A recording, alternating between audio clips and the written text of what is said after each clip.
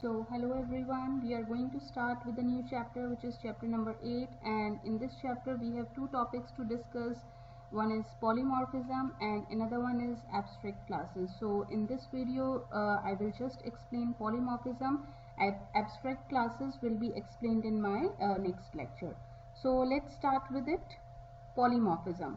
So here we are going to discuss about late binding and the final modifier, although we have discussed about the final modifier in the previous lecture also, in the previous chapter also.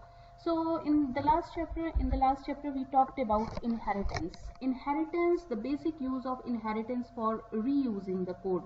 So that means what is written inside the parent class and only write code for the new function or the behavior in the child class. That means we write a class, we can pass the properties and the behavior of the class to the child class, and to the child class we can add the new functionality.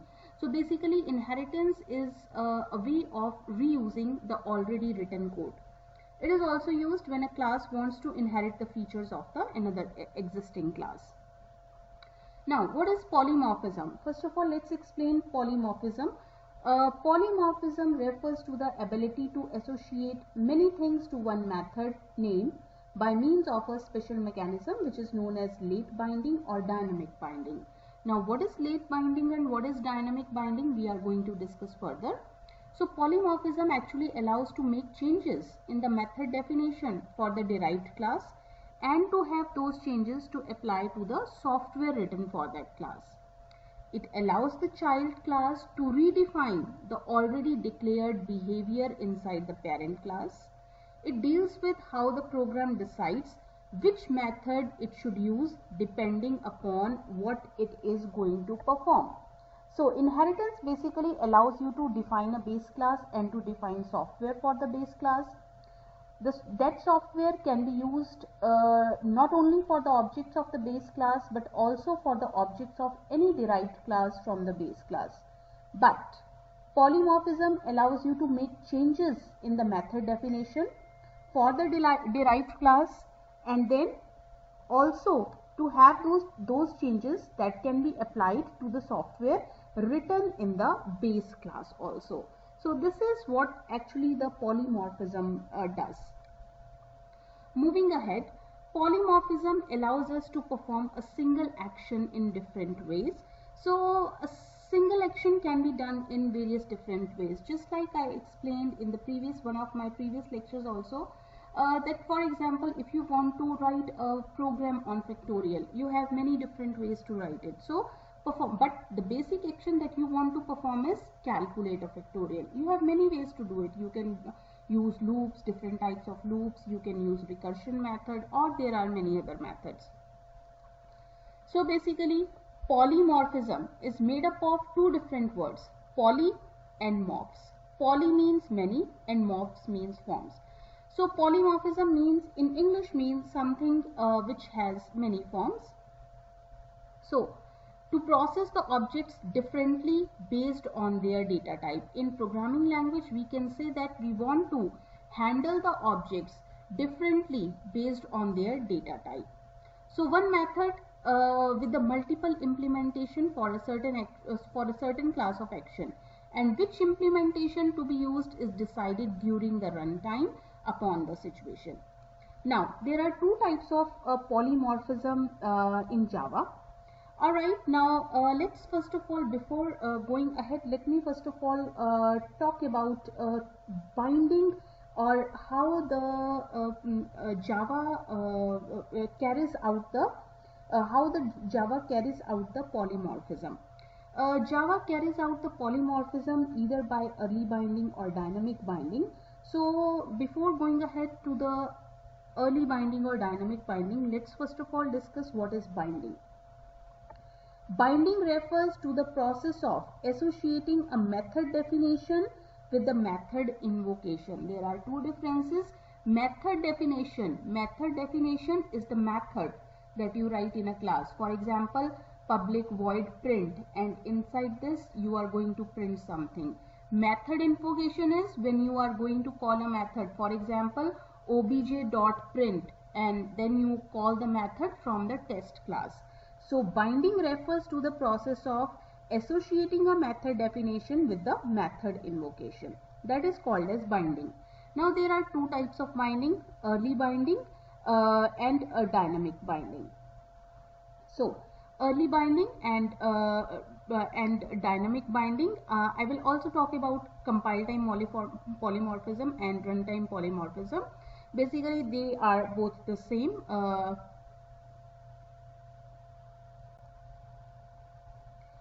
Alright, so we were talking about binding. Now early binding. What is early binding and what is dynamic binding? If the method invocation is associated, method definition is associated with the method invocation when the code is compiled, it is called as early binding. And if the method invocation is associated with the method definition is associated with the method invocation when the method is invoked at runtime, that is called as the late binding or dynamic binding. Java uses late binding for all the methods except for fewer cases. Now, there are two types of polymorphism. One is compile time polymorphism and another one is the runtime polymorphism. Compile time polymorphism. It can perform polymorphism in Java by method overloading, that is static polymorphism or compile time polymorphism. Compile time polymorphism is also called as early binding. It is done by early binding. And method overriding is an example of the dynamic polymorphism. Dynamic polymorphism is also called as a runtime polymorphism. So, compile time polymorphism is called as early binding also or the static binding also, and runtime polymorphism is called as the dynamic polymorphism. So, example of compile time polymorphism is method overloading, and example of dynamic polymorphism or the runtime polymorphism or the dynamic binding is the method overriding. If you overload a static method in Java, it is the example of the compile time polymorphism. So overloading a static method in Java is an example of the compile time polymorphism, or we call it as the early binding. Alright, so moving ahead, with the late binding, what happens is the definition of a method is not bound to call a method or invocation of the method until the runtime. So in fact, not until the time at which a particular method is called or invoked, Java uses the late binding for normally all the methods. Late binding is called as dynamic binding also. Alright, now going ahead with the method overloading and overriding. What is the difference? Method overloading means we have more than one method with the same method name but with a different number of arguments or type of arguments or different return type. So it behaves differently based on the argument passed when we call the method. It is called as static because which method is to be invoked, it is decided at the time of compilation. That's why it is an example of the static or the early binding. So a single method may perform different functions depending upon the context in which it is called. So a single method name might work in different ways. For example, we have a add method, we do not pass any parameter. We have a add method, we pass two parameters to add two numbers.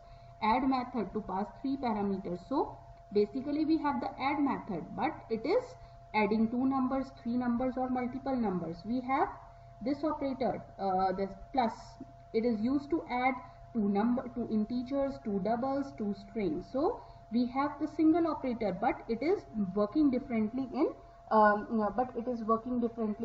different ways. Method overriding, a derived class is implementing a method of its superclass. The call to overridden method is resolved during the runtime. So it is called as runtime polymorphism because it is decided during the runtime which method will be executed. It allows a programmer to use one method in different ways depending on whether it is invoked by an object of the parent class or by the object of the child class. Alright, so binding we have already discussed, connecting a method call to the method body, two types of binding, static binding and dynamic binding. Static is also called as early binding, dynamic is also called as late binding.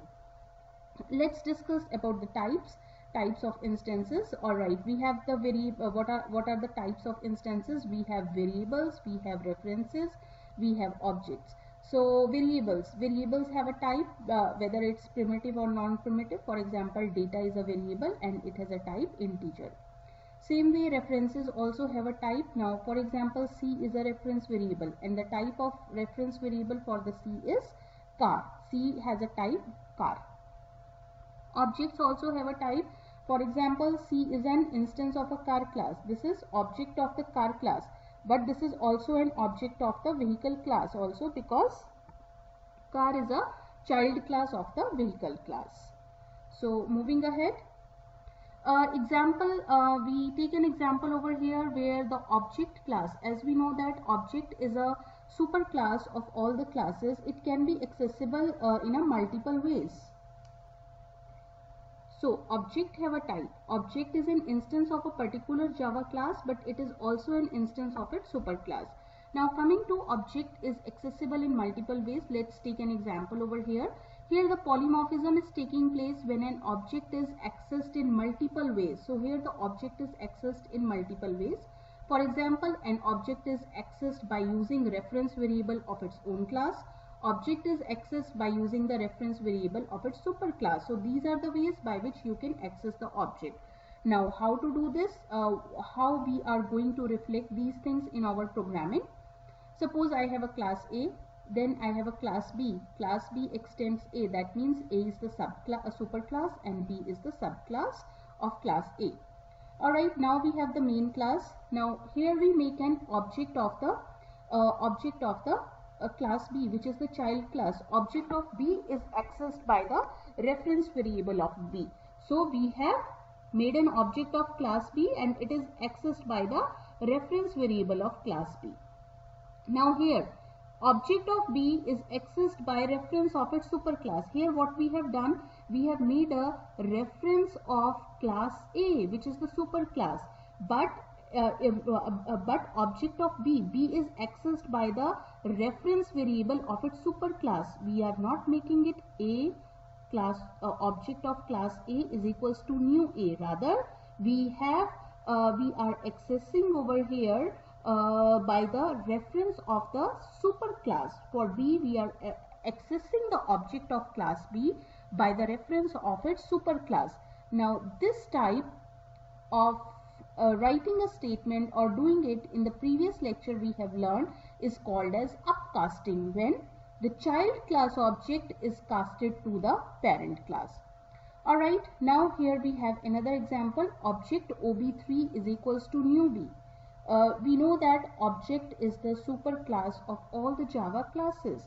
So here the object of class B is X. We have made the reference variable of the object class, and the object of class B is accessed by the reference variable of its superclass, which is called as object.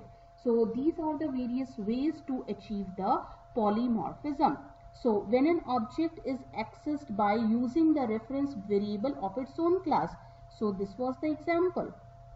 In this case, the object of B is accessed by reference variable of its own class.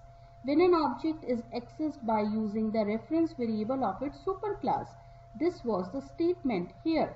The object of B is accessed by the reference variable of its superclass, and also this is an example of the second point, when object is accessed by using the reference variable of its superclass. Alright, so moving ahead, upcasting and downcasting.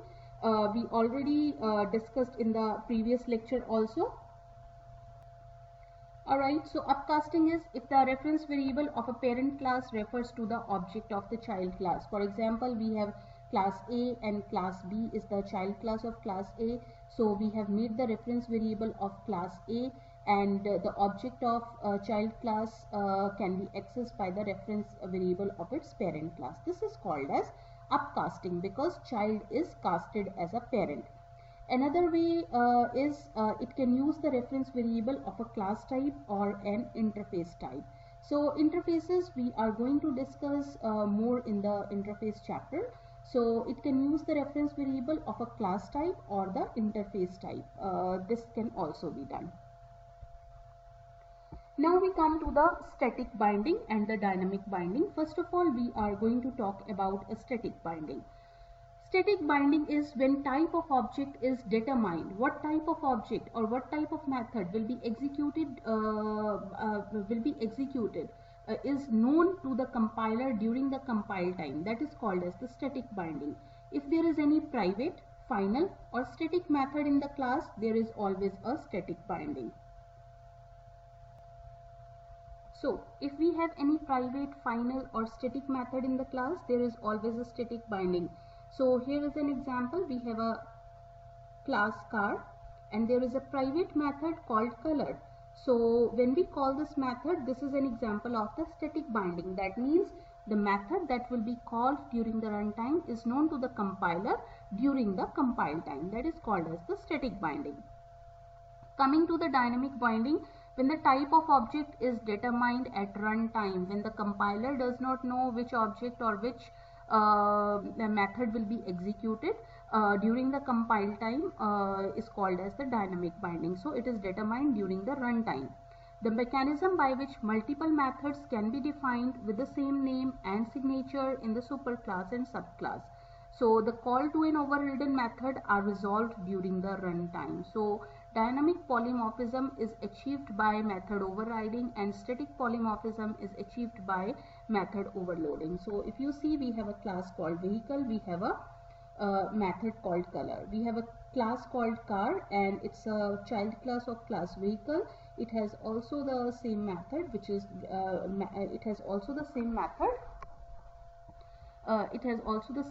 which is color. Now in the main class, what we are doing, the object of class car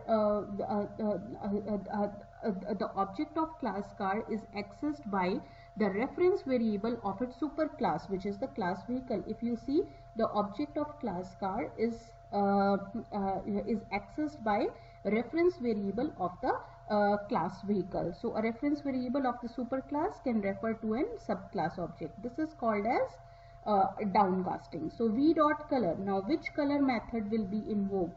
Now in this case, the child class color method will be invoked and not the parent class color method. So it will print the car color. This is called as dynamic binding. Alright, so more example for the dynamic binding. Alright, so we have a class called bike. We have a class called splendor, which is the child class. Both of them, they have the run method in the main class.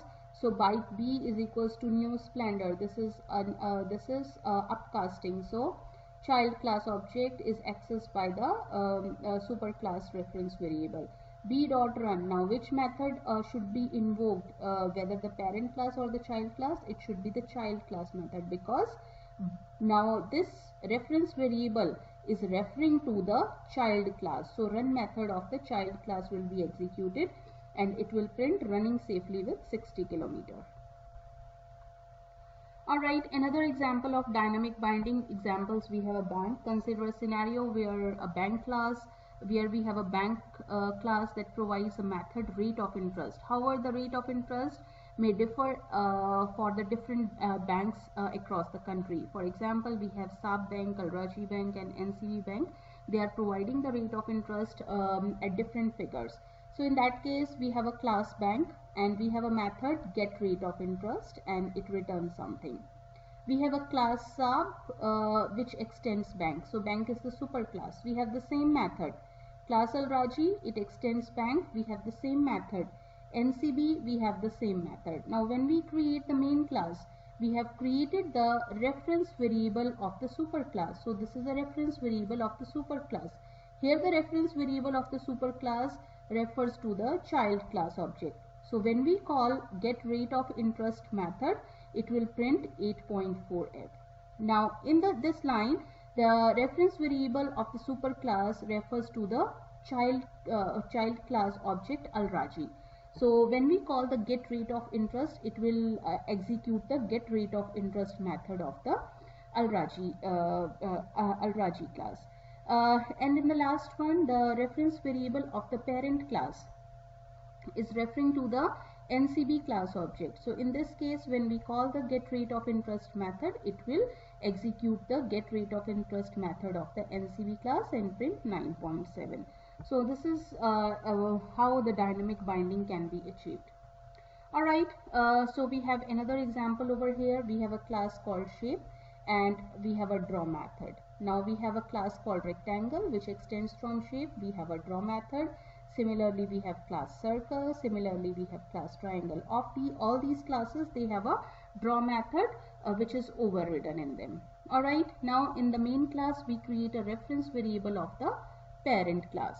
Now in this case, the reference variable points to the child class rectangle. So when draw method is called, draw method of the rectangle class will be executed. In this line, the parent class reference variable refers to the child class circle. So when draw method is called, draw method of the circle class will be executed. In this line, parent class reference variable points to the child class triangle. So draw method, calling the draw method of the triangle class will be executed. This is called as upcasting. Alright, so moving ahead now. Now we come to the final modifier. Alright, so final modifier, final keyword can be used with the class, with the method and with the variable name. If we use it with the class, then the class cannot be inherited. It will not allow you to create the subclasses. If it is used with the method, it will prevent the method from being overridden. And if it is used with the variable, they are treated as the constant because you cannot change their values assigned. We have already discussed this final modifier in the previous chapter, inheritance, and I have already did a demo for the final modifier also. So when you write class as final, public final class and name of the class, it cannot have a subclass. If you write final in front of with the method name, this method cannot be overridden. And finally, if you write the final with the variable, it can be assigned a value only once in a life. Now upcasting and downcasting, more on upcasting and downcasting, although we have discussed a lot in the previous chapter also. So upcasting and downcasting, it's an important concept of Java which allows us to build complicated programs by using the simple syntax and give us the great advantages like polymorphism or grouping the objects. Upcasting. Downcasting cannot be done implicitly. Upcasting can be done implicitly. Java permits an object offer when a subclass type object can be casted as a superclass type. That means when a child can be casted as a parent class, that is called as upcasting. Casting a subtype to a supertype is upward the inheritance tree, and it is done automatically. So downcasting, when a subclass type refers to the object of the parent class. So here the parent is subcasted as a child. So if perform it directly, it will give us the compilation error. It can be performed by typecasting, and class cast exception is thrown at the runtime. Or we can use, if we use instance of operator, downcasting is possible. It has to be done manually by using the special syntax. So here is an example. So for example, we have a parent class and we have a child class. So a reference variable of the parent class can be cast. The object of the child class can be casted as can be referred to by the parent class reference variable. This is called as the upcasting. Now if we do the reverse way, child C is equals to new parent, this cannot be done automatically. This will give us a compilation error because here parent is downcasted as child, but here child is promoted as a parent. You can promote child as a parent, but you cannot promote, you cannot demote parent as a child. So downcasting will give us a compilation error. We have to use some another syntax. So what's that syntax? I can use like this: parent P is equals to new child, then child class, name of the child class, object of the child class, in the bracket name of the child class and the parent class object. This is the syntax for the downcasting. It allows because P refers to the child. So this is how the downcasting can be done. Alright, so coming to the upcasting and downcasting again. Alright, so upcasting and downcasting, we know upcasting, converting a subclass type object to a superclass type is upcasting, and converting a superclass type object to a subclass type is called as downcasting. Basically, typecasting is converting one data to the another, taking an object of one type and assigning it to the reference variable of another type. So we know we have done the examples of upcasting also before in this chapter. So for example, we have a class super, we have the method sample over here. We have a class sub which extends the parent class, and here we have the same method which is the sample. So basically method overriding is performed over here. Now when we come to the main class, we have made the object of the superclass and it is pointing to the parent reference variable of the superclass pointing to the child class object.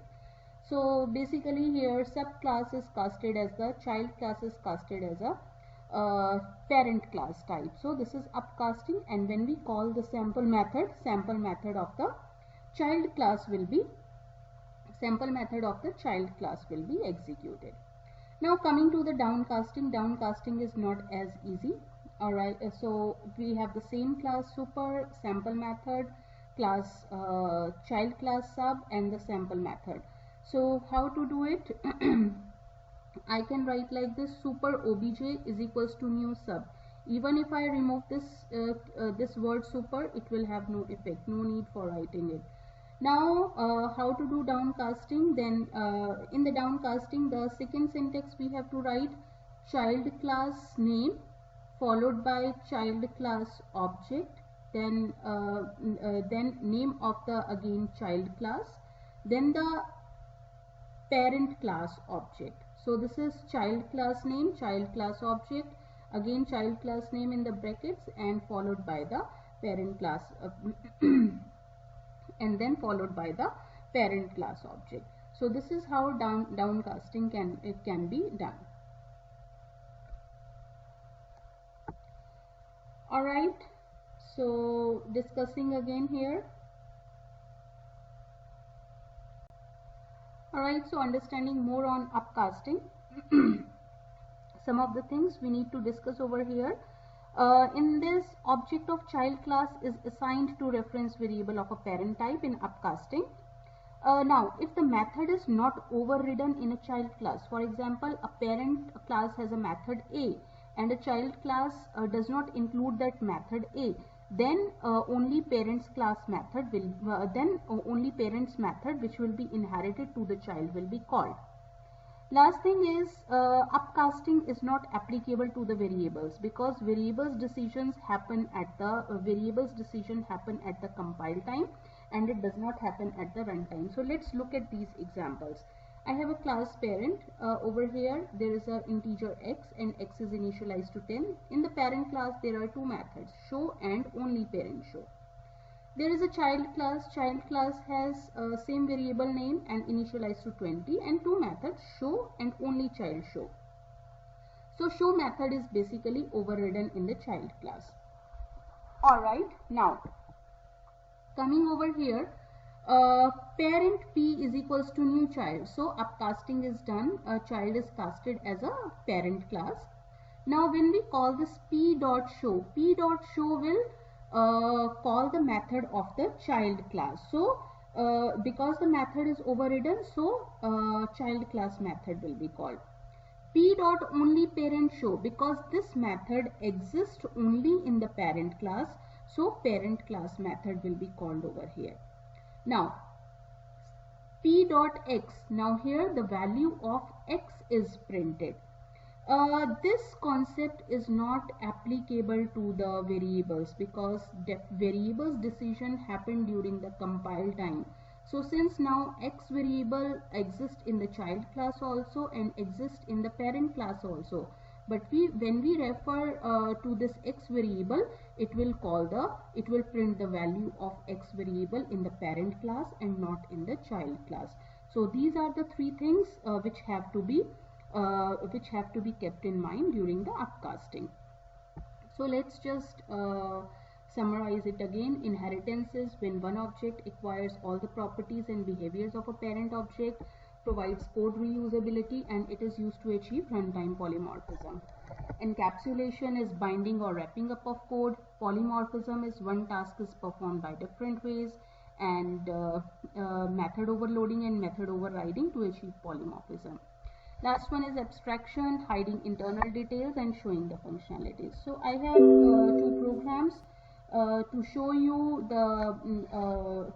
polymorphism with the help of method overloading and overriding. So I am going to execute these two programs. Alright, so I have polymorphism example, polymorphism using overriding.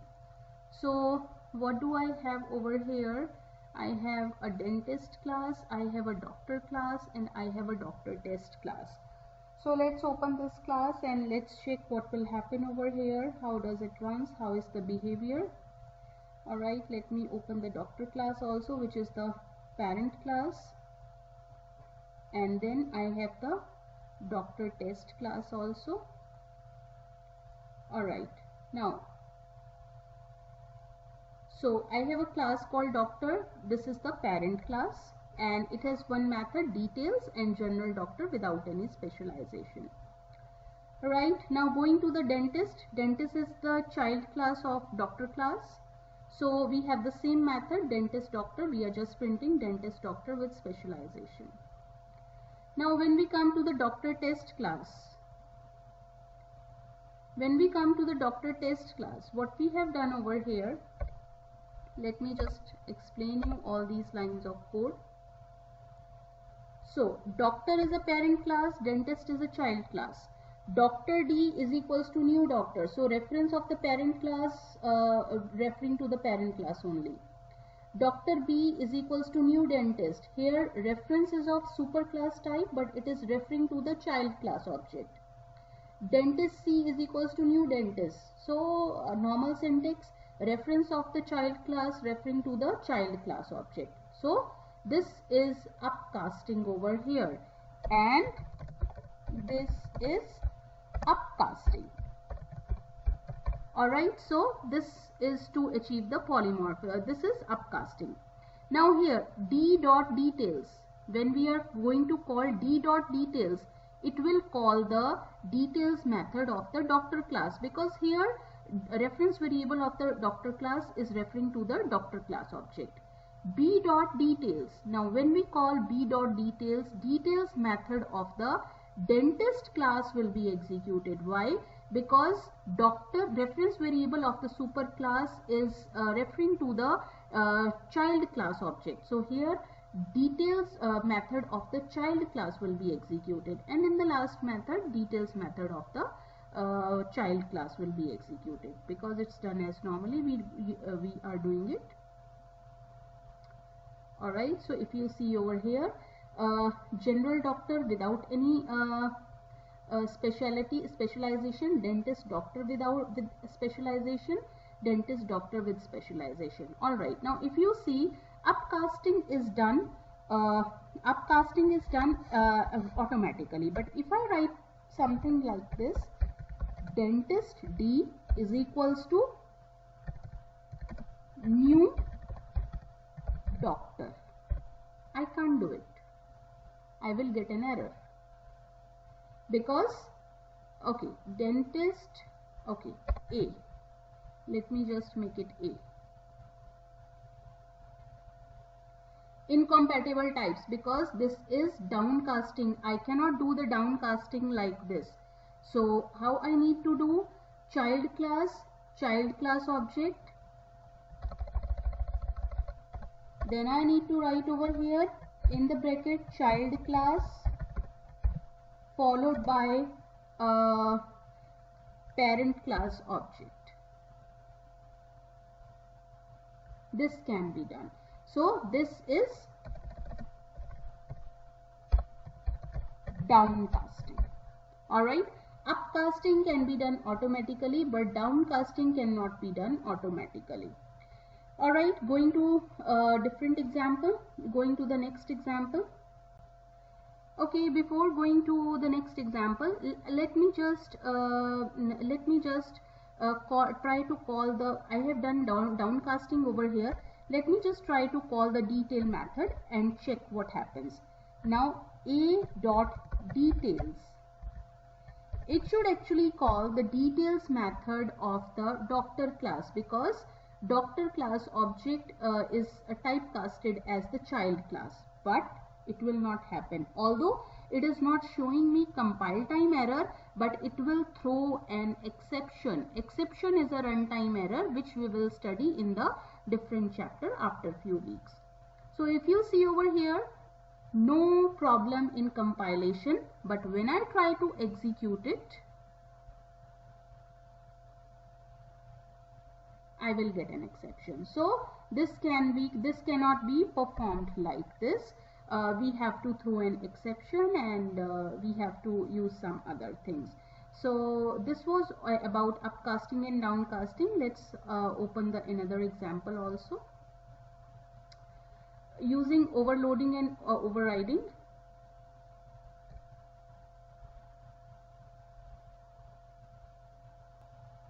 Alright, so let's discuss about this example.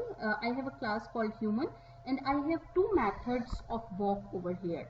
So methods are overloaded over here. We have two different methods, but methods may have a different return type or different number of arguments. So first walk method does not have any parameters. Second method has one parameter and of string type. So we have overloaded the walk method over here in the human. Next, we have a class called boy, which extends from the parent class. So boy extends human. It has only one walk method. So that means walk method without the parameter is overridden in the boy class. But in the human class, walk method is overloaded. So boy class overrides the walk method. Now coming to the human boy app class. Now what is being done over here? Let's check it. Human h is equals to new human. So we have made the object of the reference variable of the human class, and it points to the object of the human. So h dot walk will call the first method of the human class, and it will print human's walk. Next is h dot walk, and we have written pass some string over here, and it will call the second method of the human class, and this is called as overloading or the early binding or the static binding. Next, we have created a reference variable of the child class, and it points to the object of the child class. We have called the walk method. Now in this case, walk method of the child class will be called, because walk method is overridden in the child class. So it will print boy's walk. B dot walk. Now this walk method will call the parameterized walk method of the parent class, which is the human class. So it will print over here, humans can walk to market. So if you see over here, boy class has overridden the walk method without parameter, but it inherits the walk method which has the parameter.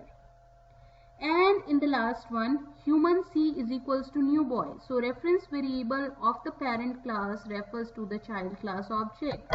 So this is upcasting. This is upcasting. Now c dot walk, it will call the walk method of the child class, which is the boy class. This is overriding and late binding. And last one is the C walk garden. When we call the walk method using with the parameterized method, it will call the parameterized method of the parent class. Let's check it.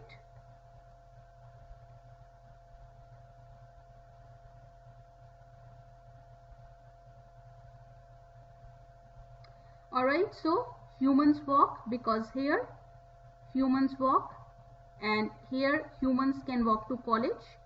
So here in this b dot walk, it will print the walk method of the boy class, boys walk, and b dot walk, it will print humans can walk to market.